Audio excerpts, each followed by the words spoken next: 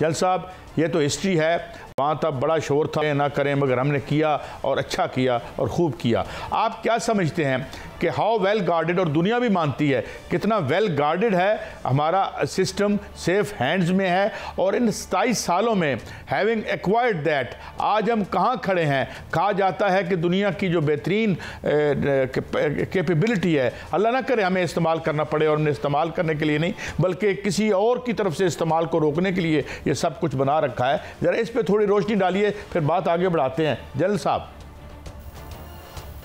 देखिए, जब ये प्रोग्राम शुरू हुआ और बहुत पहले शुरू हुआ, और उस वक्त भी लोगों का ख्याल था कि शायद पाकिस्तान नहीं कर सकेगा, जो एक सुई तक नहीं बना सकता तो ये कैसे हासिल कर लेगा।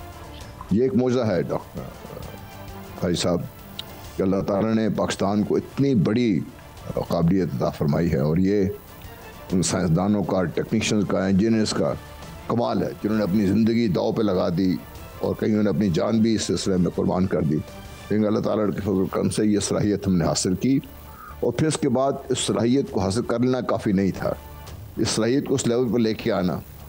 और आपको याद हो तो जो हमारे फॉरेन सेक्रेटरी थे चौधरी एजाज साहब, उन्होंने जाके न्यूयॉर्क में ऐलान किया था कि हमारे पास अभी सब किलोटन जो इंतहाई सोफिस्टिकेटेड सिस्टम्स हैं न्यूक्लियर वेपन्स के, क्योंकि वो टेक्निकल न्यूक्लियर वेपन कहलाते हैं, और वो बैटल फील्ड वेपन है वो, बाकी तो आपके लिए डिटरेंस है और सब कुछ है, तो ये टेक्निकल वेपन। जब यहाँ तक आपकी अल्लाह ताला ने आपको काबिलियत अता की है, तो आप देखिए कि कितनी बड़ी ये अचीवमेंट है पाकिस्तान की अल्लाह ताला के फजल करम से।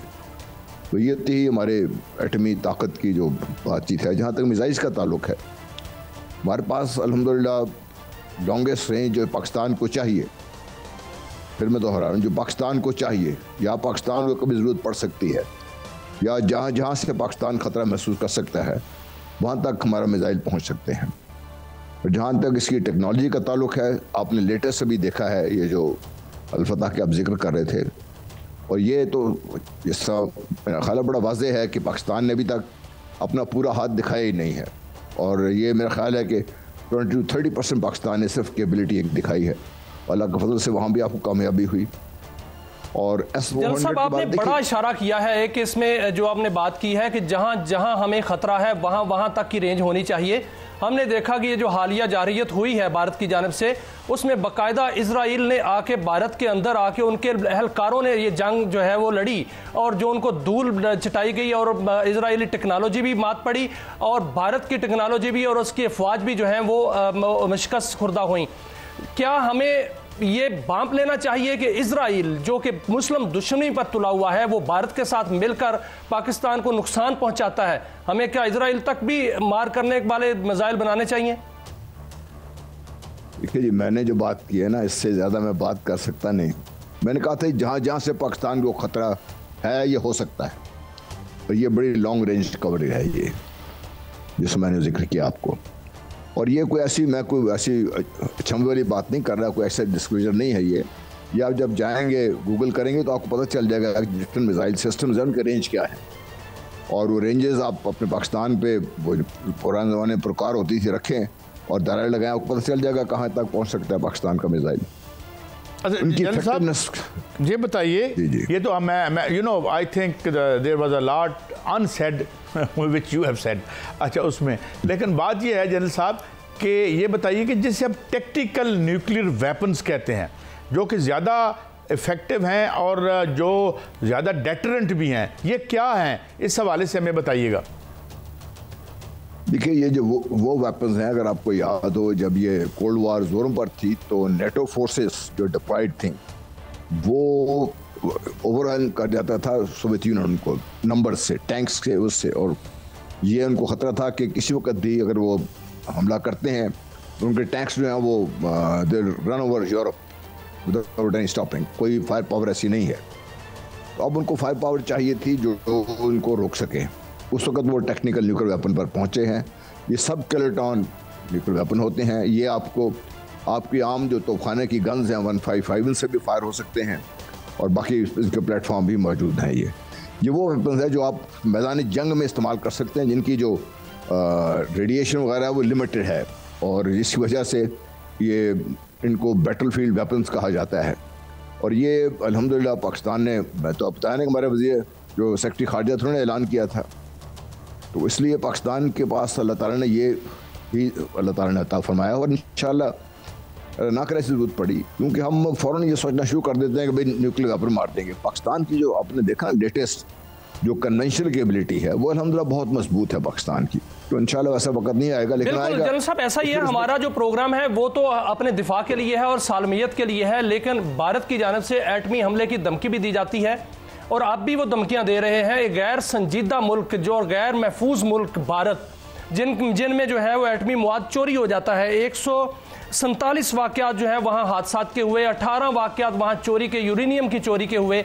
तो ऐसे गैर संजीदा मुल्क पर आलमी बरादरी नोटिस क्यों नहीं लेती और उनसे वो सलाहियत वापस ले लेनी चाहिए, क्योंकि वहाँ तो गैर महफूज है एटम। देखिए, दुनिया में अगर सबसे ज़्यादा ख़तरा किसी को न्यूक्लियर वेपन से होना चाहिए तो अमेरिका के बाद, क्योंकि उसने इस्तेमाल किया हुआ है, उसके बारे में कोई शक नहीं होना चाहिए। मुल्क भारत है वो, और बहुत सी वजूहत हैं इनकी। जब हम पे इल्ज़ाम लगता है कि यहाँ पे एक्सट्रीमिस्ट आ सकते हैं, वहाँ पर तो एक्सट्रीमिस्ट की हुकूमत है। वहाँ पर मोदी साहब जो बैठे हुए हैं, ईदे RSS के कंधे पे चढ़कर आए हैं, ये लोग जो बैठे हुए हैं वहाँ, ये तो एक्सट्रीमिस्ट हैं खुद, ये तो खुद टेररिस्ट हैं, डिक्लेयर टेररिस्ट हैं ये लोग। खतरा तो आपके बिल्कुल सही कहा, खतरा तो दुनिया को भारत से है।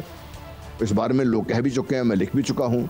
और अगर मगरबी दुनिया ने भारत को नकेल ना डाली तो आज वो जिससे कोशिश कर रहे हैं कि इससे वो फ़ायदा उठाएं, अपने इकोनॉमिक्स इंटरेस्ट हैं, और दूसरा चीन के बढ़ते हुए असर रसूख को वो यहाँ से काउंटर कर सकें, तो इसके बजाय उनके लिए मसला बन जाएगा ये।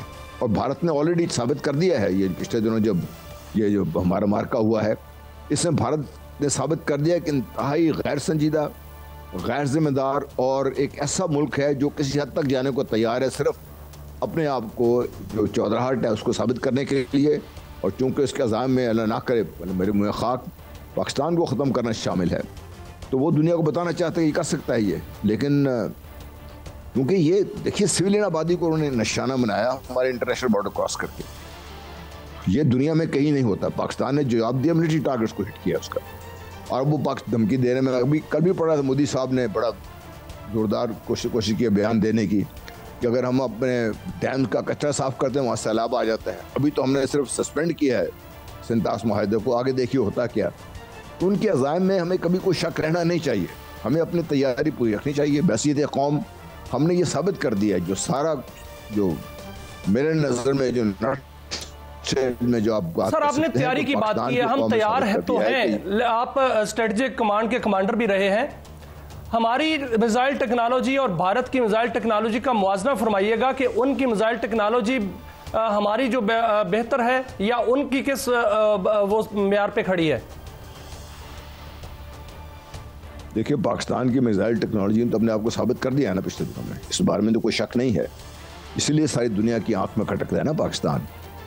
एक तो मतलब मुस्लिम मुल्क है, फिर जहाँ वाक़या वो दुनिया का महवर बनने जा रहा है, और तीसरा फिर हमारे पास अल्हम्दुलिल्लाह ना सिर्फ ये एक एटमी ताकत है बल्कि उसको लॉन्च करने का प्लेटफॉर्म भी है। हम जहाँ चाहिए, जिस जगह से चाहिए हम लॉन्च कर सकते हैं, सिर्फ ग्राउंड से नहीं, एयर से नहीं। हमारी नेवी भी अल्हम्दुलिल्लाह इसकी एबिलिटी है कि वो चाहे तो उसको भी इस्तेमाल किया जा सकता है। तो इसलिए पाकिस्तान की कैबिलिटी के बारे में किसी को शक था तो ख़त्म हो जाना चाहिए। अच्छा जनरल साहब, एक और मैंने चीज़ देखी है जहाँ की उनका मीडिया जिस तरीके से बेहूदगी की उसने, और शुक्र है कि हमने जो एक तो, लेकिन कुछ आवाज़ें हैं, वो क्या है, प्रवीण है एक उनके, और बहुत से उनके डिफेंस एनालिस्ट हैं जो सम सीनियर वाइसेस हैं, और वो बार बार कह रहे हैं कि भाई मत जाओ, जूते पड़ेंगे। मैं ज़रा थोड़ा आगे करके, पार्डन माई फ्रेंच, तो डू यू थिंक कि वो जो वॉइसेस ऑफ डिसेंट हैं वो बिल्कुल सबड्यूड होंगी, या जो in the face of all the failures that they are having, उसके बाद वो कुछ सीनियर एलिमेंट वहाँ प्रिवेल करता नज़र आता है आपको? देखिए काजी साहब, इन नटशेल इस वक्त टेररिस्ट रूल कर रहे हैं इंडिया को। दुनिया की बदतरीन जो इंतहा पसंदी है मजहबी, वो रूल कर रही है इंडिया को। इंडिया को मैग्लोमेनिया रूल कर रहा है। अब इनको जमा करें तो आपको क्या समझ आएगा? ये प्रिंस अवानी की आवाज़ कौन सुनता है? उसने तो बहुत पहले इनको वॉर्न कर दिया था कि पाकिस्तान की जो साइबर कैपेबिलिटी है वो भी इतनी मजबूत हो चुकी हुई है कि आपके पास में नहीं रहेगा वो। उन्हें पहले उसने वॉर्न कर दिया। मैंने पढ़ता रहता हूँ, उसको सुनता रहता हूँ उसको, कि भाई आपको टू फ्रंट वॉर का सिनेरियो का इस्तेमाल करना पड़ेगा। और अब तो 3 फ्रंट हो गया उनके लिए। बांग्लादेश में तैयार बैठा हुआ है, वहाँ से मेरे साथ मेरे अपनी यूनिट में बंगाली ऑफिसर्स थे, उनका जो मुझे मैसेज आया था कि अगर ये मौका बना तो हम ये जो सलीगुड़ी जो कॉरिडोर कहते हैं, इसको चिकन नेक भी कहते हैं, काट देंगे इसको हम चीन के साथ मिलकर। तो मसला ये है कि भारत ने जो कुछ अपने लिए कांटे बो लिए हैं, अब उनको समेटना उसके बस में नहीं है।